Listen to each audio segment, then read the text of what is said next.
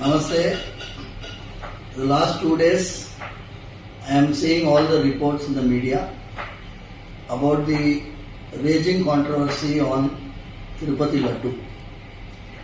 It is not a controversy. It is directly hurting the sentiments of crores of people like us. Mostly the people who believe in the prasadam, people who believe in the Sanatana Dharma worship of the deity.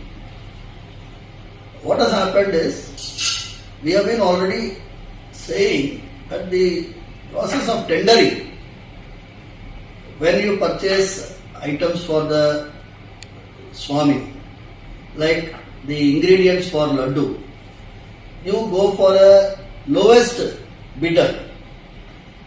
The moment you go for the lowest bidder, you are asking for trouble. In fact, the best cow ghee today cannot be less than 1,000 rupees per kg. How can a person quote 320 rupees? If somebody is quoting 320 rupees, I am not going exact amount value, but if he is quoting 320 rupees, every packet of that might be containing adulterated ghee. So it's a big hurting issue.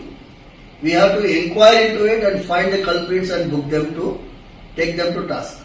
Number one.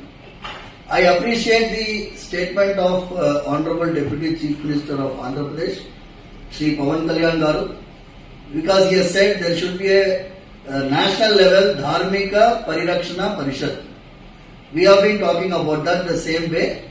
We want a central Dharmika Parishad which will be run by all the religious heads of this Matadipatis, Pitadipatis, retired judges.